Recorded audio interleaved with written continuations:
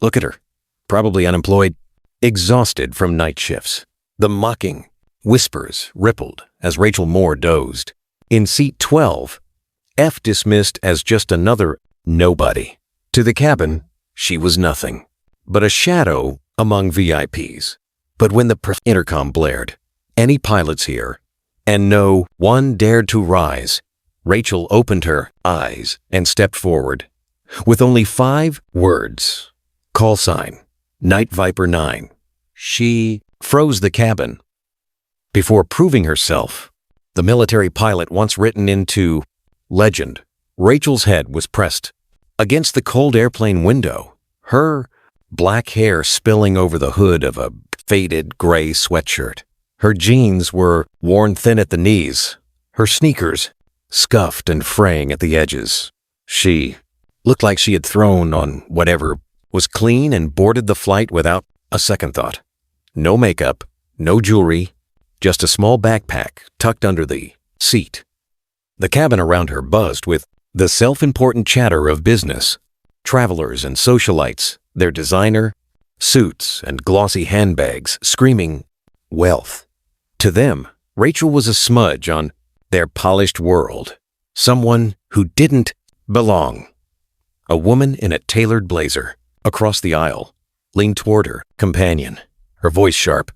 Who even dresses like that on an international flight? Her companion, a man with slick back hair and a gold watch, smirked. Probably can't afford better. Rachel's fingers twitched slightly, curling into the sleeve of her hoodie, but her eyes stayed closed, her breathing steady.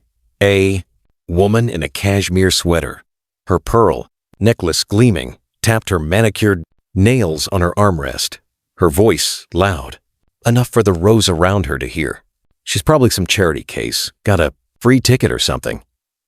Her friend, a man with a neatly trimmed beard and a silk tie, nodded his eyes, flicking to Rachel's worn backpack.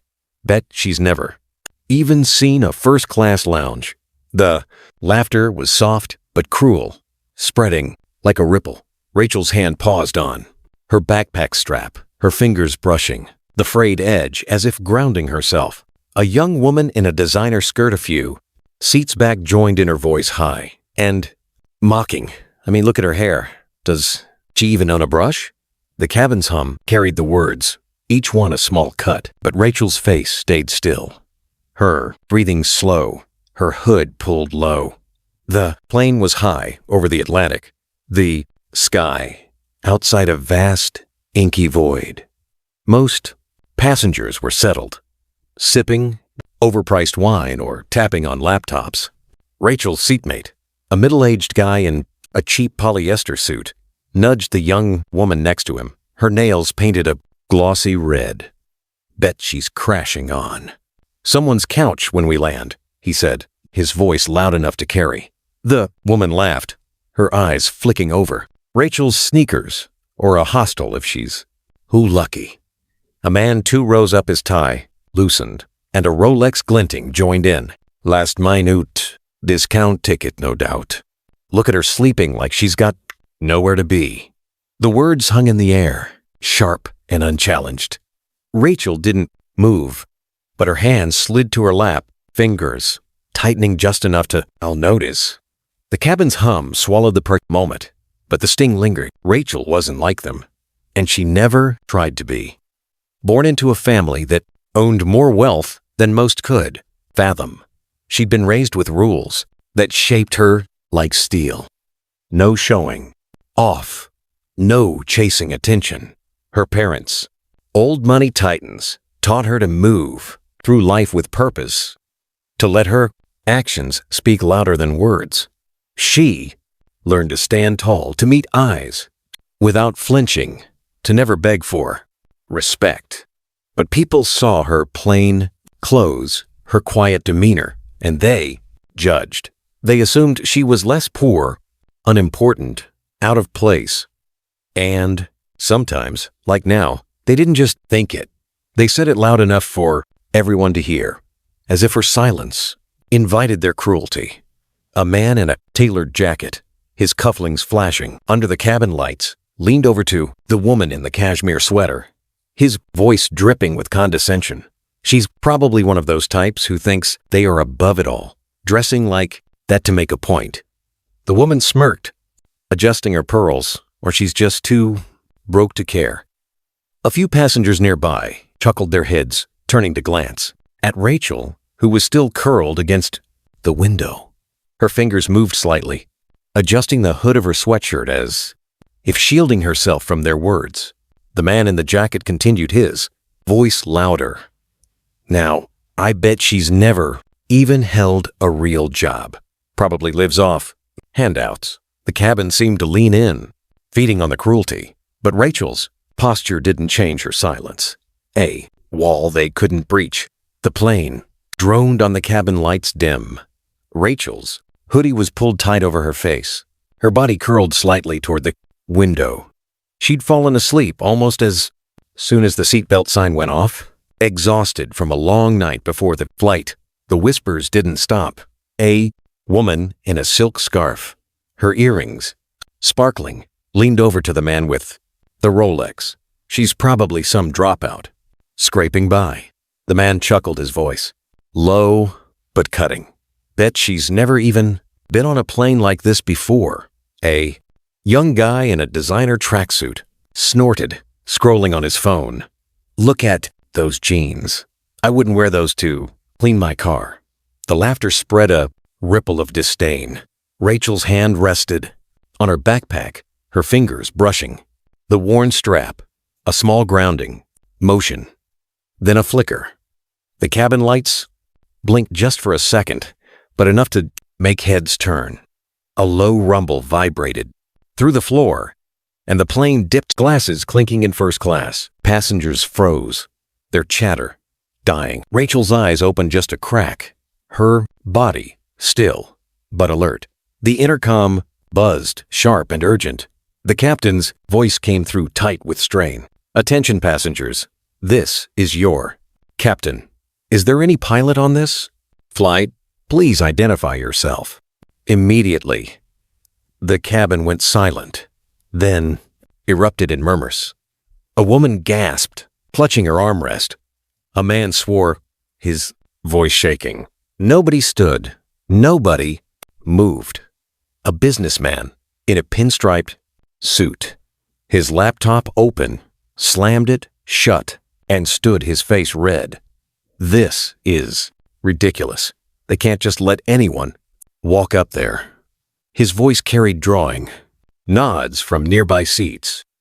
The woman in the tanned designer skirt leaned forward, her tone sharp. She's probably just attention-seeking, thinking she's in some movie. Rachel's seatbelt clicked as she unbuckled it, the sound cutting through the noise. Her hood slipped back, revealing her face calm, unyielding. The businessman pointed at her, his voice booming. Sit down, lady. You're not fooling anyone. Rachel's eyes flicked to him just for a second, and her lips pressed into a thin line. She didn't speak, but her gaze held a weight that made him pause, his finger still pointing, his confidence wavering. Hey, if this story is grabbing you, take a second and grab your phone. Hit that like button, drop a comment about what's hitting home, and subscribe to the channel. Stories like these, about real people facing real judgment, they matter. Let's keep telling them together. Just a quick tap and we'll dive back in. Rachel sat up her hood, slipping further, her dark eyes scanning the cabin. She stood, her movement steady, like she'd been waiting for this moment. The man in the cheap suit grabbed her arm, his grip tight, his face twisted. What are you doing? Sit down. His voice was loud, drawing every eye. The woman in the blazer sneered, her tone venomous. Oh, please. She's not saving anyone. The guy with the Rolex leaned forward, at his face red. This is a cockpit, not a soup kitchen. Stay out of it. Rachel didn't look at them. She pulled her arm free, gentle but firm, and took a step into the aisle, her sneakers silent on the carpet. A young mother in a floral dress, clutching a toddler on her lap, stared at Rachel with wide eyes. "You can't just walk up there," she said, her voice trembling with fear. "You're going to get us all killed." The toddler squirmed, sensing the tension, and the mother hugged him tighter, her eyes darting to Rachel's faded jeans. A man in a golf shirt, his sunglasses perched on his head, laughed bitterly.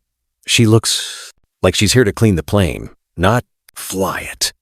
The cabin pulsed with agreement, a wave of scorn washing over her. Rachel's hand paused on the seat back in front of her, her fingers tightening, briefly, then relaxing. She took another step, her posture straight, her eyes fixed on the cockpit door. The young woman with the red nails laughed, her voice high and mocking. "What? She's going to fly the plane." Her, the man in the pinstripe suit, his briefcase open on his lap, shook his head. "This is why I don't fly commercial. They let anyone on." The flight attendant, a young woman with a trembling clipboard, rushed toward Rachel, her eyes wide. "Ma'am, we need actual pilots. Please sit down." Her voice cracked, her hands shaking. The woman in the silk scarf stood her, earrings glinting. She doesn't even look like she could hold a job, let alone fly a plane. The cabin buzzed a chorus of scoffs and whispers. Rachel's jaw tightened just for a moment. She took another step, her eyes fixed on the cockpit door. An older man in a tweed jacket, his glasses perched on his nose, stood up, his voice sharp with authority. "This is absurd. I've been flying for decades, and I've never seen anything so reckless." He pointed at Rachel, his hand shaking slightly. "You're not qualified. You're putting us all at risk." A woman in a business suit nodded, her voice cold. "If she steps into that cockpit, I'm calling my lawyer the second we land." Rachel's steps didn't falter, but her hand brushed against her backpack, pulling it closer as she moved. The older man's voice rose, almost pleading now. "Someone stop her before she dooms us all." The cabin's energy shifted, a mix of fear and outrage, but Rachel's face remained calm, her silence louder than their shouts. The cockpit door cracked open, and the co-pilot leaned out, his face pale, his tie low, aisle, her eyes wide. That's Night Viper 9, she whispered, her voice barely audible. The man in the linen suit, his glasses still fogged, sank back into his seat, his hands trembling. "How are we supposed to?" "No," he muttered, but no one answered. Rachel's backpack was slung over one shoulder, now the worn straps blending into her hoodie. The cabin was silent, the weight of the moment sinking in. The woman in the beige trench coat clutched her purse, her knuckles white as if realizing the depth of their mistake. Rachel didn't look back, her steps steady, her silence louder than any words. The truth caught up fast. The man with the Rolex got a call in the terminal, his assistant's voice tense. "They pulled the contract, said they don't work with people who disrespect their partners." He stood frozen, his cufflinks glinting uselessly. The woman with the red nails posted her video, mocking Rachel mid-flight. It backfired. Comments flooded in, calling her out, her followers dropping. Her sponsorship deal vanished by morning. The man in the Praz, cheap suit, got a text from his boss. "You're done." He sat in the airport bar, staring at his drink, his loud laugh gone. The woman in the velvet jacket, her lips no longer red, stood in the terminal, her phone buzzing with notifications. Her latest deal, a high-profile campaign, was canceled, the client citing unprofessional conduct. She stared at the screen, her hands shaking as the reality sank in. The man in the pinstripe suit, his briefcase now useless, received an email from his firm. His promotion was rescinded, his behavior on the flight deemed unacceptable. He stood in the baggage claim, his face pale, his confidence gone. Rachel didn't see any of it. She walked through the terminal, her hood up her steps even. A black SUV waited outside the driver, opening the door without a word. Rachel slid inside, her backpack at her feet. The driver's posture shifted, a subtle respect in his straightened shoulders. The car pulled away, the airport fading. Rachel looked out the window, her face calm, her hands still. A small photo slipped from her backpack, landing on the seat beside her. A younger Rachel in a flight suit, her eyes bright, her call sign stitched on her chest. She didn't pick it up. She didn't need to. Her silence said it all. The truth had a way of catching up. It always did. Rachel didn't need to shout her worth or flash her name. She'd spent her life proving it one quiet step at a time. For everyone who'd ever been looked down on, dismissed, or laughed at, her story wasn't just hers. It was theirs too. They weren't wrong. They weren't alone. Where were you watching from? Leave a comment below and hit follow to walk with me through heartbreak, betrayal, and finally, healing.